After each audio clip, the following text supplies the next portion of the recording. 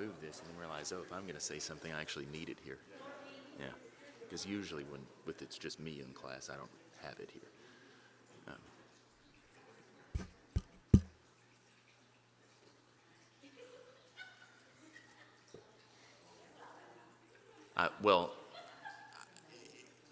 I really sort of tricked Barb because I moved this out of the way because I thought, oh, we don't need it. It's Bible class. And then I realized, no, I probably need to introduce him. And so I moved it back and it was off. But it's a little bit past, and that's all right. I wanted to go ahead and give everybody a chance to visit here this morning. And I know we'll have others come in here in a little bit. Now, as Philip and I were talking, he said the excuse used to be people would be a little late because they'd be getting their food ready that they had to bring. And all we had to bring today was dessert. So I don't know what is holding people up, but I'm sure they'll be here. And glad to already see some visitors here with us today for this homecoming celebration. Our guest speaker this morning, as many of you know, is Tim Perkins. That's my dad, obviously. Tim, should I call you Tim or should I call you Dad? That's awkward phrasing. Dad's been preaching for 52 years, is that right? Doing that off the top of my head. He's been at the Center Church of Christ for just about exactly 21 years, October of 2000, I believe. And originally he was bivocational there. That's what he was when I was growing up, working there in Marshall and driving places and preaching, filling in on a long-term basis. But he's been there full-time in Center for going on 16 years. January will be 16 years. So he's been there. Yes, Center, Texas. That's right. If you don't know where that is, that's about 30 miles east of Nacogdoches. Okay, so yeah, you're familiar with it then. That's where he's been for a while. And the great benefit of having him as our guest speaker here at Homecoming is he's the only one that we could come up with that we wouldn't have to pay any sort of travel expenses to. So he just drives down and he stays with me. It would seem cost effective. And plus, if we had to back out at the last minute because of COVID, no big deal. Just call Dad and say, hey, we don't need you after all. So, but no, I'm excited to have him here, and I know he'll do a fantastic job, and I'm excited for you all because you get a break from me. So it's a win-win for everyone. And with that, I'll go ahead and turn it over to him.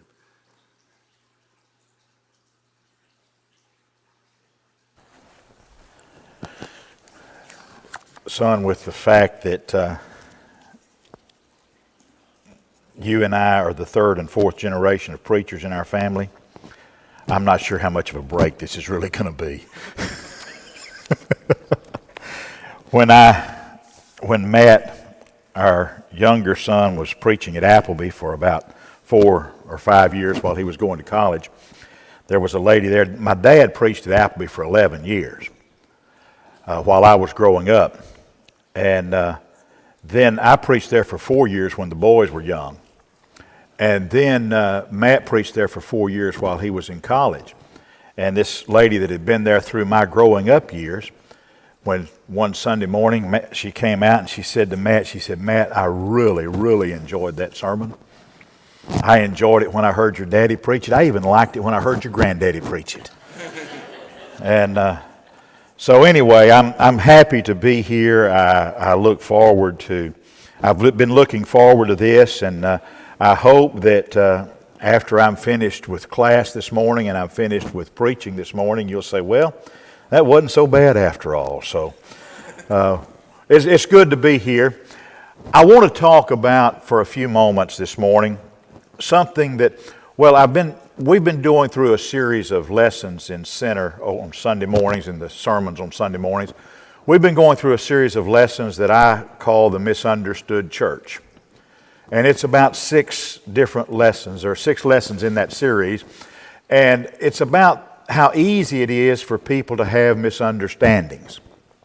And to illustrate that, I tell the story of a couple that both had been married and their spouses had died, and they wanted to get married one Sunday.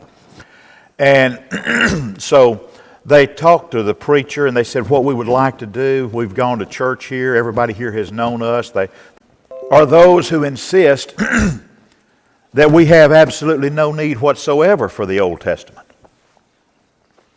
There are some folks, I've known some gospel preachers, that think it's folly to study from the Old Testament and prepare lessons from the Old Testament. The Old Testament was abrogated. It was taken out of the way. Christ nailed it to the cross. And there's no reason for us to have anything to do with it. We have no further use for it. And their question becomes then, why would we study the Old Testament if we're saved by the New Testament? Well, you see, what that tells me is that those folks are not even really fully acquainted with the New Testament. Because do you know what Paul wrote in Romans chapter 15, verse 4? I could have quoted it, but I want to read it so I don't get it messed up. For whatsoever things were written aforetime were written for our learning. So when someone says we don't need the Old Testament, they don't even understand the New Testament.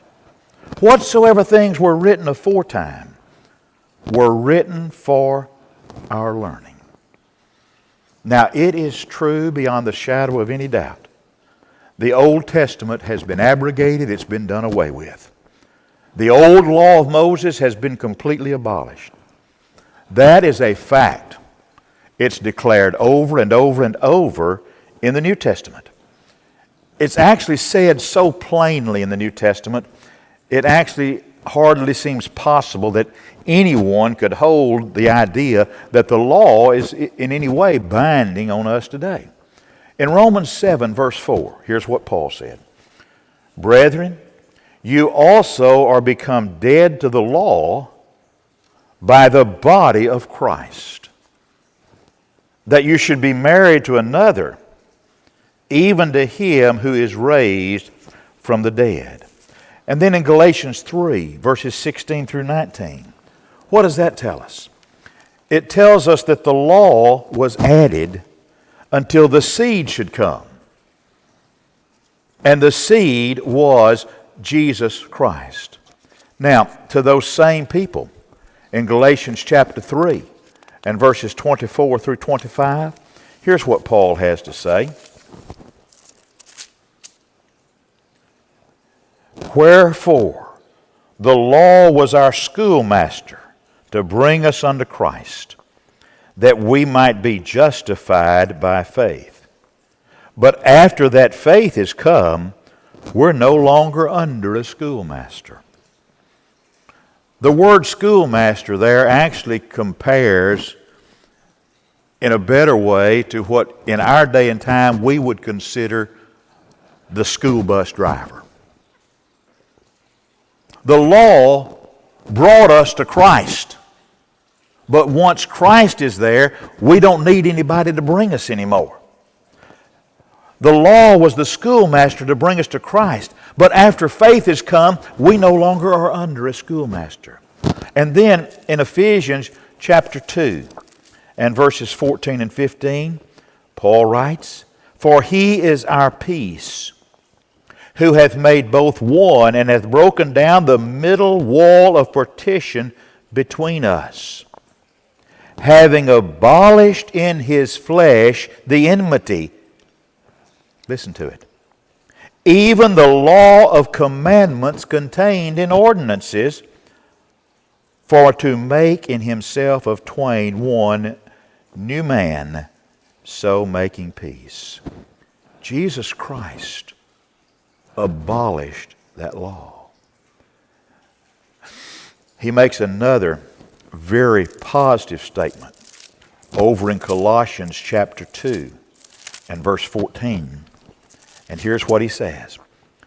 Blotting out the handwriting of ordinances that was against us, which was contrary to us, and took it out of the way, nailing it to his cross. Now, if you go and read the Hebrew letter was written to Hebrew Christians who were finding this new way of life in Christ to be quite difficult. And they were contemplating leaving Christianity and going back to Judaism. And so that letter was written to encourage them to stay strong in their faith in Jesus Christ. The Hebrew letter is filled with teaching concerning the abolishment of the Old Testament. And then if you go over to the Old Testament, to Jeremiah chapter 31 and verses 31 through 34, you see there that Jeremiah predicted a new covenant. Behold, the days come, saith the Lord, that I will make a new covenant with the house of Israel and with the house of Judah. Not according to the covenant I made with their fathers in the day I took them by the hand to bring them out of the land of Egypt, which my covenant they broke, although I was a husband unto them, saith the Lord. But this shall be the covenant I will make with the house of Israel. After those days, saith the Lord, I will put my law in their inward parts, and write it in their hearts, and will be their God, and they shall be my people. And they shall teach no more every man his neighbor, and every man his brother, saying, Know the Lord. For they shall all know me. From the least of them to the greatest of them, saith the Lord, I'll forgive their iniquity, and I'll remember their sins no more. I'm going to make a new covenant, God said. And it's not going to be written on tablets of stone. It's going to be etched on the heart. And the writer of Hebrews, in Hebrews chapter 8, verses 8 through 12, quotes that same prophecy from Jeremiah 31. And the writer of Hebrews applies it to the New Testament. And it's going to be, as I said, not a law written on tablets of stone, a law written on the heart. And I guess the best illustration I can think of that is we've all driven on city streets and we come to a sign that says school zone, right? And if we're in a hurry, we always hate that sign that says school zone, don't we? And we especially hate it when we get to the school zone and the lights are flashing yellow and you have to really slow down. Well, let's say you're driving through a school zone one day and the lights are flashing, but you're in a hurry, so you just keep on going. It says speed limit 20 and you're driving 40. And suddenly a car pulls up behind you with those annoying red and blue lights on top. And he pulls you over. And the local constabulary walks up to your window and writes you out a little piece of paper because you were speeding in a school zone, right? That's the law. And so you go and you pay your fine and go on about your business. And you know that that's the law. But it's a law written in the law books. But then let's say one day you're going through a school zone. It's 20 miles an hour. You're driving 40. And suddenly a child darts out in front of you and you hit your brakes and the tires squeal and the rubber on the tires smokes a little bit and the car comes to a stop this far from that child that you almost ran over. You know, from that point on, you don't need the local constabulary to tell you that's a school zone, do you? Because that's not a law that's written in the books anymore. That's a law that's permanently etched on your heart. Because you were disobedient and almost killed that child. That's what God's talking about. This new covenant, it's not going to be etched on tablets of stone. It's going to be in your hearts. The Hebrew writer actually says, I'll put my law in their hearts so they will want to obey them. That's all what the new covenant is all about. Now, some people say, well, since the Old Testament has been abrogated, the Old Testament has been taken away, it follows that we cannot learn how to be saved from a reading of the Old Testament. Now, here's what the Hebrew writer says in Hebrews chapter 10, verses 9 and 10. He said, Lo, I come to do thy will, O God. He taketh away the first, that he may establish the second. by the which will we are sanctified, set apart, through the offering of the body of Jesus Christ once for all. There's no longer this continual offering of animal sacrifices. Jesus was offered as a sacrifice once for all. We're sanctified by the second will, the New Testament. We're not sanctified by the first will, the Old Testament. You cannot go to the Old Testament to learn how to become a Christian. That information is not given anywhere in the Old Testament. You can't learn how to worship God today. Mine doesn't fit that close to the face. You can't learn how to worship God today. You can't learn anything about church organization or church government from the Old Testament. You can't learn anything about how to live the Christian life, how to live God's life God's way. You can't find the name to be worn by the children of God today. There's many, many, many things you can't learn from the Old Testament. But then there are things that we can learn. Remember what Paul said? Whatsoever things were written aforetime were written for our learning. We need the Old Testament Scriptures. And if they were written for our learning, we need to be interested in finding out what we can learn from them.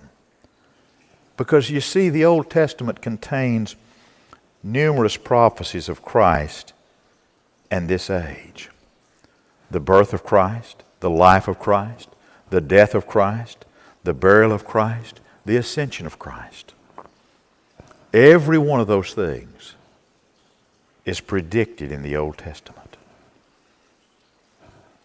The New Testament is foretold, the New Covenant. And the church is prophesied in the Old Testament. In that way, it bears witness to the deity of Jesus Christ. It was Jesus who said, "You search the Scriptures. The Scriptures testify of me." Now, when Jesus said that, the only Scriptures there were the Old Testament Scriptures, and that's in John chapter 5. And in his second sermon that Peter ever preached in Acts chapter 3, that's when he and John had healed the lame man at the beautiful gate of the temple. Peter said in that second sermon, "Those things that God before had showed by the mouth of all of his prophets that Christ should suffer, he hath so fulfilled." And then Jesus himself had this to say in Luke 24:44. "All things must be fulfilled, which were written in the law of Moses, and in the prophets, and in the Psalms concerning me."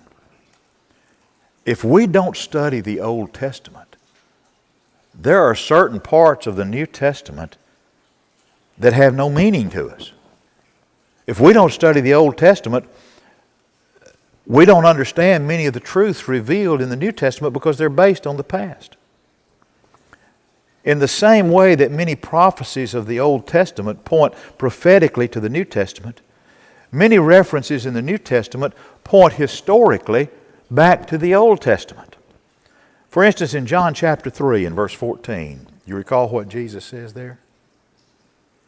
"As Moses lifted up the serpent in the wilderness, so must the Son of Man be lifted up." If you have no knowledge of the Old Testament, what does that mean? Well, when Moses put that fiery serpent, or that serpent made of brass up on the pole, those that looked on it were healed of their serpent bites. But if you don't know that part of the Old Testament, Jesus said, "As Moses lifted up the serpent in the wilderness, so must the Son of Man be lifted up." You all went, "Huh? What are you talking about?" You have no concept of it. Jesus preaching in the Sermon on the Mount, he says, "Consider the lilies of the field, how they grow. They toil not, neither do they spin. Yet I say unto me, Solomon in all of his glory was not arrayed like one of these." Who's this Solomon he's talking about? If you don't know about Solomon and the glory of his temple, you don't understand anything about that reference. The writer of Hebrews refers to the selling of Esau's birthright. If you don't know the story of how Esau came in famished from hunting and traded his birthright for a pot of chili, you don't understand anything about that reference. In James chapter 5, you can't prove it wasn't chili. We have discussions like this a lot. Bryant thinks his dad takes liberties too often sometimes. But you see, the Hebrew writer refers to that. But then in James chapter 5, James is talking about prayer. And James says, the effectual fervent prayer of a righteous man availeth much. Elijah was a just man as we are, and he prayed fervently that it might not rain, and the Lord withheld the rain. Now, if you don't know anything about the drought and Elijah, if you don't know anything about the Old Testament, who's Elijah? And yet, that's one of my favorite stories, where Elijah goes head to head with the prophets of Baal on Mount Carmel. When I was a kid, I thought it was Mount Carmel, and I thought, boy, that'd be a great place.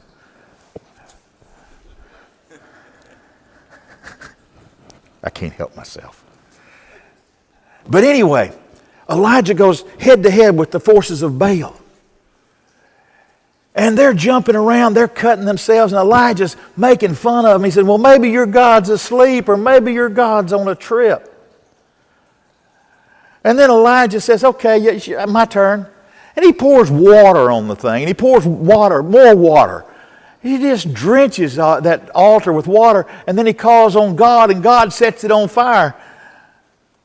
I love the way Elijah routed those prophets of Baal. That's one of my favorite stories. But if you don't know the Old Testament, when James makes a reference to Elijah being a man like we are, praying fervently that it might not rain, you don't have any concept of what he's talking about. You cannot, and we cannot understand those New Testament passages if we don't have an understanding and a knowledge of the Old Testament. If you've never studied the book of Leviticus, the major part of the book of Hebrews is totally without meaning. And to someone who is not acquainted with the Old Testament and the background of it, there are a lot of other parts of the New Testament that would mean absolutely nothing. Folks, the Old Testament contains some valuable history for us. It gives us reliable history about the Babylonians, the Medes, the Persians, the Egyptians, the Greeks and Romans. The Old Testament actually antedates any other history known to man. To what other source should we go to learn the answer to the question of origin? You know, one of the big things we do all the time, or we've done through the years, is people have this raging debate about creation, evolution, creation. You know, I don't really see what all the fuss is about. Brian told you I've been preaching 52 years. Some people wouldn't say I've actually preached that long, but that's another story for another day. Do you know how many sermons I've preached in 52 years on proving the subject of creation? 0. You know how many I plan to preach? 0. I'm just a simple country preacher. That's all I am. But when I open my Bible in Genesis chapter 1 and verse 1, in the beginning God created the heaven and the earth. As far as I'm concerned, that settles it. There's no reason to... You can go into all the scientific data, you can go into all this carbon dating and all that stuff that I can't even pronounce most of the words when those guys write the articles. It doesn't matter. In the beginning, God created the heavens and the earth, and as far as I'm concerned, that settles it for all men, for all time. I used to make this statement. You know, you learn things along the way. Back when I was a boy preacher, I said, God said it, I believe it, that settles it. An older Christian gentleman came up to me after services. He said, "Son, that's pretty much an inaccurate statement." I said, "What do you mean?" He said, "God said it. That settles it. It doesn't matter whether you believe it or not." And so since that time, I've said it a different way. God said it. That settles it. That's the end of the discussion. Kind of like when I used to tell you that because I'm your daddy and I said so.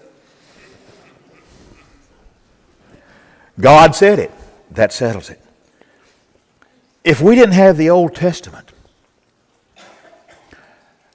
we wouldn't find the wonderful examples in the characters it portrays. Do I quit by that clock, my watch, or when you tell me to hush? Philip will ring a bell. Okay. And that means I'm through. You've got like 2 minutes. 2 minutes after the bell. That's a 2-minute one. I've got 2 minutes. You've got about 2 minutes now, but now you have like 90 seconds probably. You know, if I go overtime, I just go overtime. Okay. In the Old Testament, we learn some things. For instance, Abraham. Abraham teaches us about faith. By faith, when he was called of God, he went not knowing where he went. Job teaches us patience under trial. Job is covered in boils.